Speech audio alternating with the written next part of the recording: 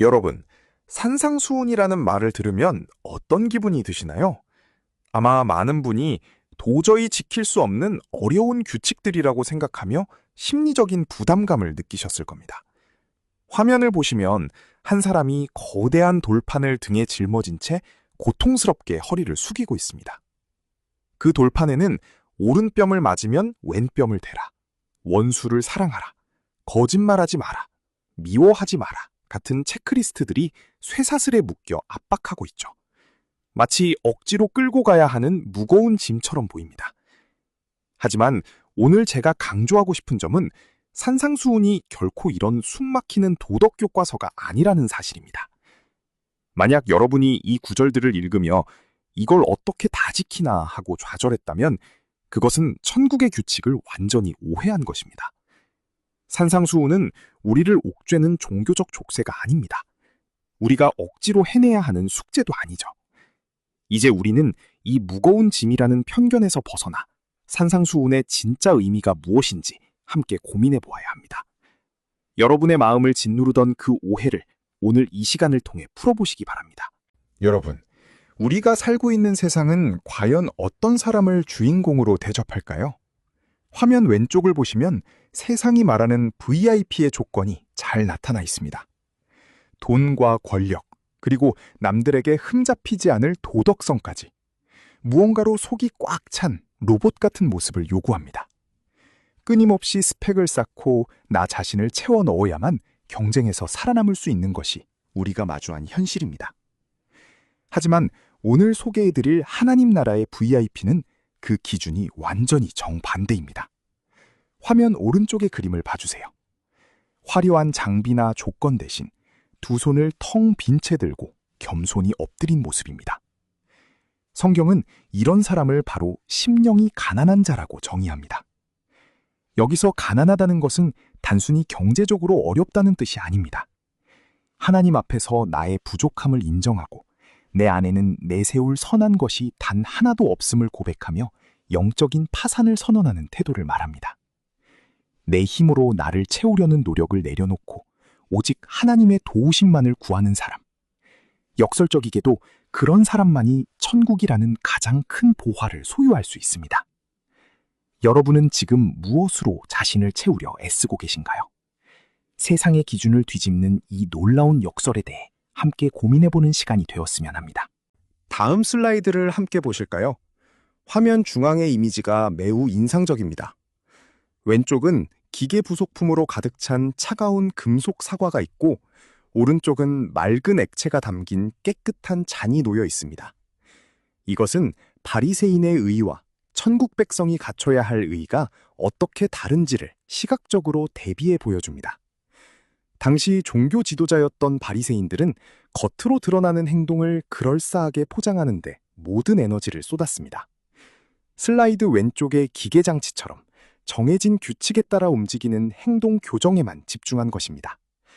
하지만 예수님은 우리의 의가 이들보다 낫지 않으면 결코 천국에 들어갈 수 없다고 단호하게 선언하셨습니다. 여기서 말씀하시는 더 나은 의란 단순히 겉모습을 수리하는 수준이 아닙니다. 바로 오른쪽의 맑은 물처럼 우리의 내면이 투명하게 변화하는 본질적인 마음의 수술을 의미합니다. 겉을 화려하게 꾸미는 기계적인 삶에서 벗어나 속사람부터 새롭게 바뀌는 것, 그것이 바로 우리가 지향해야 할 진정한 삶의 방식이라는 메시지를 이 슬라이드는 전하고 있습니다. 여러분도 오늘 내 행동의 포장보다 마음의 본질적인 변화에 대해 한 번쯤 깊이 고민해 보셨으면 좋겠습니다. 여러분, 이 슬라이드의 이미지를 함께 보시죠. 왼쪽에 보이는 차갑고 무거운 쇠사슬은 과거 우리를 억누르고 옥죄던 옛 율법을 상징합니다. 지키지 못하면 정죄받을 수밖에 없었던 두려움의 대상이었죠. 하지만 그 단단한 쇳덩이가 가운데 보이는 십자가의 은혜라는 용광로를 통과하면 완전히 다른 모습으로 재탄생합니다. 뜨겁게 녹아내린 율법의 잔재는 이제 우리를 구속하는 도구가 아니라 오른쪽에 보이는 것처럼 생동감 있게 고동치는 자유인의 심장, 즉 새 언약이 됩니다. 많은 사람이 산상수훈을 보며 우리가 지켜야 할 또 다른 까다로운 규칙이나 새로운 족쇄라고 오해하곤 합니다. 하지만 산상수훈은 우리를 얽매기 위한 것이 아닙니다. 이미 우리를 구원하신 왕께서 우리가 진정한 자유인으로서 어떻게 살아가야 할지 알려주시는 자유인의 헌법과도 같습니다. 결국 신앙의 삶이란 구원을 얻기 위해 억지로 법을 지키는 고통스러운 과정이 아닙니다. 십자가의 은혜로 이미 구원받았기에 우리 안에 새롭게 태어난 본성을 따라 기쁘게 살아가는 과정입니다. 무거운 쇠사슬이 생명력 넘치는 심장으로 변했듯이 여러분의 삶 또한 의무감이 아닌 사랑과 기쁨으로 가득 차길 바랍니다. 여러분, 요즘 자신의 가치나 능력을 과감하게 뽐낼 때 플렉스라는 표현을 자주 쓰곤 하죠. 오늘 제가 소개해드릴 플렉스는 조금 특별합니다. 바로 폭력과 복수의 무한 루프를 끊어내는 천국백성의 거룩한 플렉스입니다. 화면 중앙의 금속띠를 한번 보시죠. 상처가 분노를 낳고 그 분노가 복수로 이어지며 다시 새로운 상처를 만드는 끝없는 순환이 그려져 있습니다. 누군가에게 받은 상처를 복수로 되갚아주는 것은 세상의 자연스러운 논리처럼 보이지만 결국 그 끝은 파괴적인 무한 루프일 뿐입니다. 하지만 여기 이 고리를 강력하게 내리쳐 부수는 손길이 있습니다. 이것이 바로 사이클 브레이커 모델입니다. 나를 미워하는 사람을 오히려 사랑하고 세상의 분노와 복수의 사슬을 용서라는 적극적인 행동으로 끊어내는 것. 이것은 결코 힘이 없어서 참는 나약함이 아닙니다. 오히려 천국 백성만이 할 수 있는 가장 고차원적이고 강력한 에너지의 분출, 즉 거룩한 플렉스입니다. 악을 악으로 갚는 대신 용서라는 방식으로 그 흐름을 차단하는 것이야말로 악을 이기는 진정한 승리입니다. 여러분도 삶 속에서 마주하는 수많은 갈등과 상처 앞에서 이 멋진 플렉스를 실천해보는 건 어떨까요? 그것이 바로 세상을 바꾸는 가장 강력한 통치 방식이 될 것입니다. 여러분, 원수까지 사랑하라는 말. 사실 우리 일상에서 실천하기 정말 어려운 과제처럼 느껴지곤 합니다. 도대체 무엇이 우리로 하여금 그런 엄청난 삶을 가능하게 할까요? 그 답은 바로 우리가 누구인지, 즉 우리의 정체성이 어떻게 변화되었는지를 깨닫는 데 있습니다. 슬라이드의 이미지를 함께 보시겠습니다. 배경에는 우주를 다스리는 엄격하고 무서운 재판장이 앉아 있습니다. 하지만 그 앞에는 따뜻한 황금빛 조명 아래 아빠와 아이가 서로를 꼭 껴안고 있죠. 이것이 바로 우리가 처한 상황의 핵심입니다. 우리가 원수조차 품을 수 있는 삶을 살게 하는 궁극적인 동력은 단 한 가지입니다. 예수님을 통해 우주의 엄격한 왕이 나의 가장 든든하고 다정한 아빠, 즉 아바가 되셨다는 사실을 완벽하게 신뢰하는 것입니다. 나를 심판할 것만 같았던 절대자가 이제는 나를 가장 아끼고 사랑하는 아버지가 되셨다는 이 관계의 변화가 우리 안에 흔들리지 않는 안정감을 줍니다.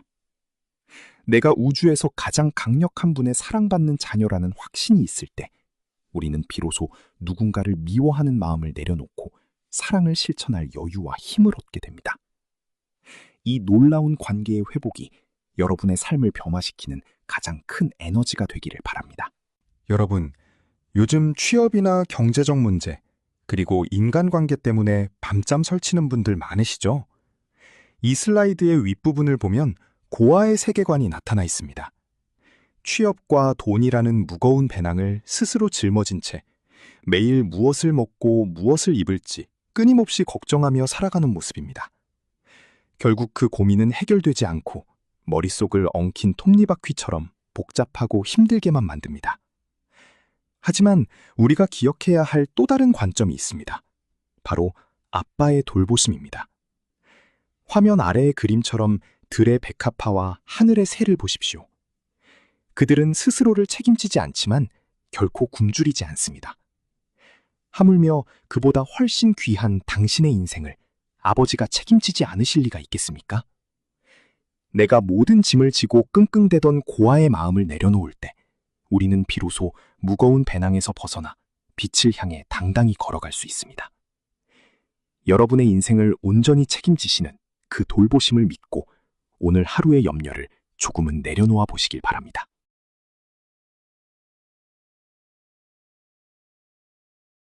빌딩 숲이 빽빽한 도심. 우리는 경쟁사회라는 거대한 흐름 속에서 매일 치열하게 살아가고 있습니다. 화면 속의 모습처럼 모두가 앞만 보고 계단을 오를 때 넘어지거나 뒤처진 이에게 손을 내미는 것은 어쩌면 남들보다 늦어지는 바보 같은 결정처럼 보일지도 모릅니다. 하지만 진정한 가치는 바로 그 지점에서 시작됩니다. 산상수훈의 가르침은 단순히 산속에서 돌을 닦기 위한 관념적인 말씀이 아닙니다. 오히려 우리가 숨쉬고 경쟁하는 이 치열한 현실 한복판에서 살아내야 할 구체적인 라이프 스타일입니다. 남을 밟고 일어서는 대신 먼저 손을 내밀고 나의 이익보다 정직을 선택하며 기꺼이 손해를 감수하는 것. 세상의 눈에는 비효율적이고 어리석어 보일 수 있는 그 바보 같은 행동이 시작될 때 세상은 비로소 여러분을 통해 보지 못했던 새로운 희망과 가치를 목격하게 될 것입니다. 이 차가운 경쟁의 숲에서 여러분은 어떤 온기를 전하는 사람이 되고 싶으신가요? 여러분의 그 특별한 선택이 세상을 바꾸는 시작이 되기를 바랍니다. 여러분, 이 화면을 한번 봐주세요. 우리가 매일 손에서 놓지 않는 스마트폰 안에 뜨겁게 박동하는 심장이 들어 있습니다. 오늘 제가 전하고 싶은 메시지도 바로 이것입니다. 흔히 종교나 신앙이라고 하면 2000년 전의 먼 이야기나 딱딱하게 굳어버린 법전 정도로 생각하기 쉽습니다. 하지만 진짜 신앙은 박물관에 박제된 과거가 아닙니다. 바로 오늘, 여러분의 복잡한 일상 속에서 살아 숨쉬는 생명력 그 자체입니다. 신학자 헤르만 리델보스는 하나님의 나라가 과거의 신학책 안에 갇혀 있는 것이 아니라고 말했습니다. 2000년 전 팔레스타인이라는 특정 시간과 장소에만 머물러 있는 것도 아니죠.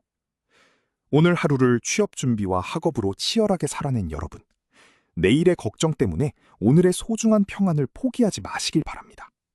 우리에게는 든든한 아빠의 배경이 있다는 믿음으로 지금 내가 서 있는 자리에서 작은 사랑을 실천하는 것, 그것이 바로 우리 곁에 임한 천국의 시작입니다. 마지막으로 여러분께 질문 하나를 던지고 싶습니다.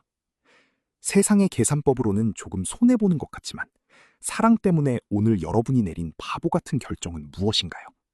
그 생동감 넘치는 박동이 여러분의 일상을 가득 채우길 바랍니다.